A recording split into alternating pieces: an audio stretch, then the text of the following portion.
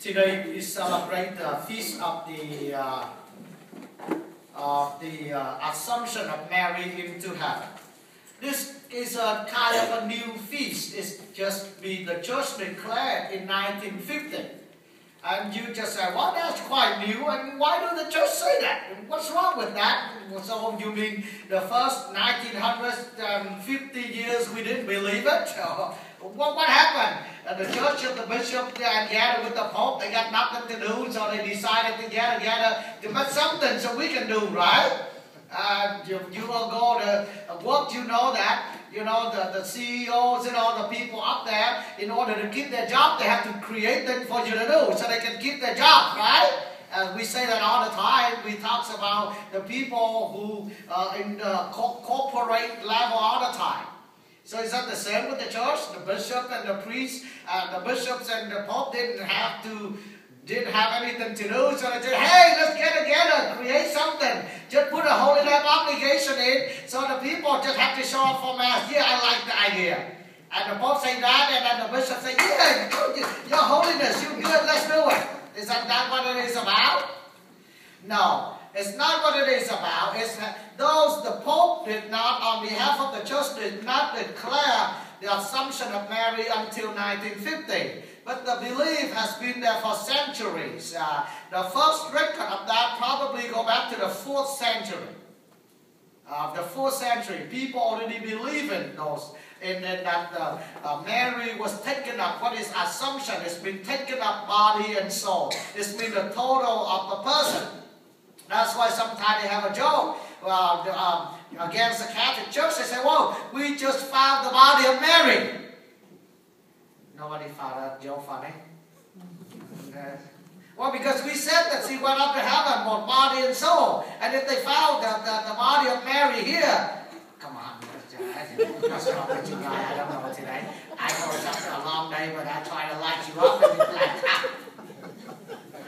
okay. But where do the church come to declare that? And the readings we hear today have nothing to do with it.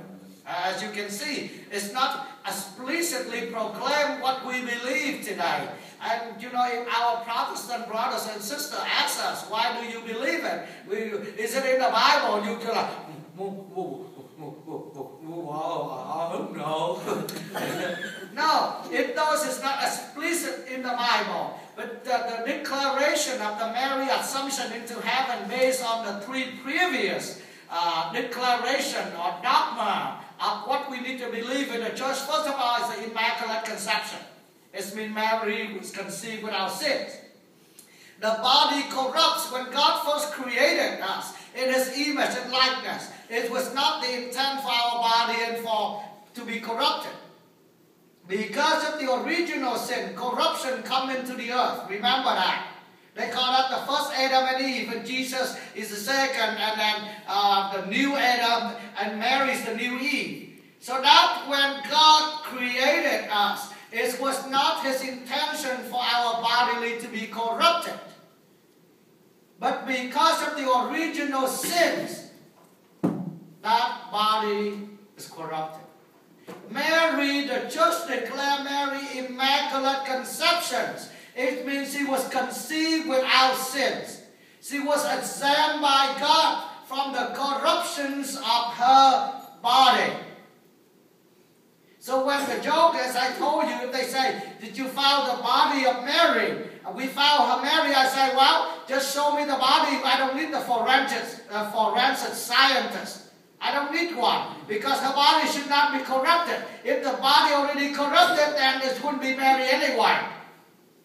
Not the first thing, that's what the church based on. Because of her natures of the Immaculate Conception, that give her body incorruptible. The second one is on Mary, the Mother of God. She's not just the mother of the bodily of Jesus, but the Mother of God. The whole person of Jesus. And the image and likeness of God. God preserved her from it.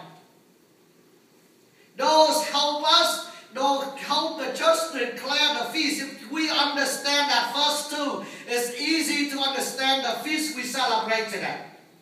Because it's nothing new. It's already there. It's just that a lot of people doubt it. So the church declared to say it, that this is exactly what we believe. Now theologically, I can go on and on, but I'm going to get lost.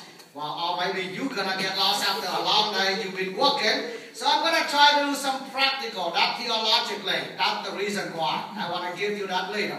Now come to, actually, if you sing the song, the opening song, the Immaculate Mary, did we say, predestined for Christ by eternal decrees, God will you both virgin and mother to be. You see that? The two, the Immaculate Conception and the Mother of God's already there.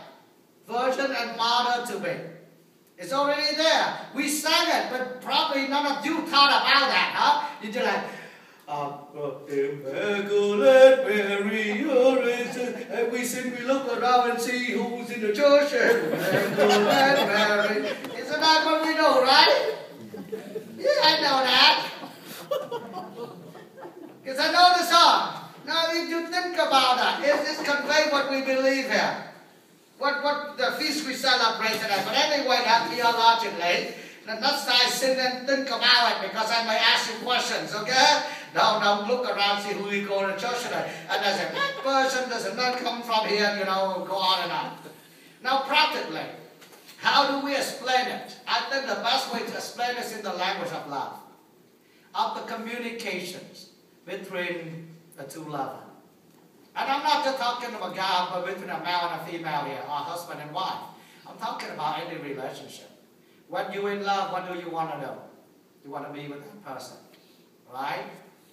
When you're not in love, what do? You hate that person. You want to stay as far away as that person as possible. You couldn't stay in the same house.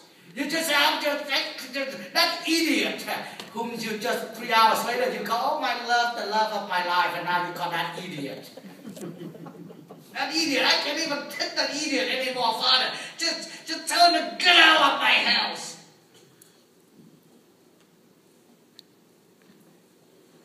I believe that the connection, the love between Mary and Jesus is the perfect union. Wherever they are, Jesus said, I want them to be. And if Jesus wants us to be there, how much more would he like his mother to be there? Father, all given to me. I thank for them. Wherever I am, I want them to be with me. That's the sense of Mary. I know many of you have heard about us. What can we do? What can we follow Mary? I think the best way to pray the rosary, and I know I'm the most guilty person of that, I don't like the rosary, I'm sorry to say that. My mom yelled at me all the time, especially my dad, but I try to do 5 Hail Mary a day, and it had a lot of, it had a lot of energy to do that. But as I said, I love the Eucharist. I have a 30 minutes of adoration every day. But 5 Hail Mary, but I think that's good. And you know what? Let me tell you, how many of you sometimes when you're not in love, or when your girlfriend or boyfriend dumped you, or your loved one dumped you, you couldn't sleep, raise your hand. Come on, that's it, just Bernie and I, come on, man. It seems like we're the only two in church and been dumped by a woman, come on, man. What's wrong with us, Bernie? Well, remember that you couldn't sleep, right? You can sleep. And what are you trying to do? People tell you to do the counting, right? Count. Certain people, what they tell you, take the ambience, something like that, take the sleeping pills, and those not good for your long term. I suggest you something, pray the rosary. I'm sorry, but that's true. Yeah. Am I right? Right? Mike, how old are you, Mike?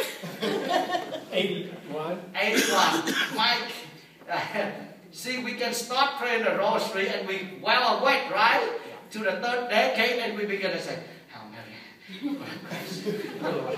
It don't take that long. It doesn't take that long. Well, you're 82, so I forgive you, buddy. but you see, and hey, for some whatever reason that is, but as long as you continue to do it, do it and bring yourself closer to Mary. Even if you fall asleep, try. And let me tell you, that's the best medicine I could ever find for my sleeping things. Hail Mary, full of grace, the Lord is with thee. Blessed art thou. And after 5 Hail Mary, you found yourself snoring. But whatever that is, I don't know. We just that so good about Mary. She loved us so much. She knows that we need to sleep, so that's why she put us to sleep. I don't know. What you laughing about? But whatever that is, I like you guys to do something that Mary asked us. You know, this one was declared in 1950. In 1917 in Fatima, you heard about that. Was it Fatima or Lord? Fatima, yeah, Lord was in 19. You know, Fatima reaffirmed it. Continue to pray the rosary. It's important. I want families to begin doing that. Please do that. Pray the rosary. And that's how we can follow Mary and follow the footsteps of Jesus. When I say a few words in Vietnamese, since my mom is here, she said, I could never understand anything you say, so since my mother is here on the feast of the Mother of God, I better make my mother happy. Okay?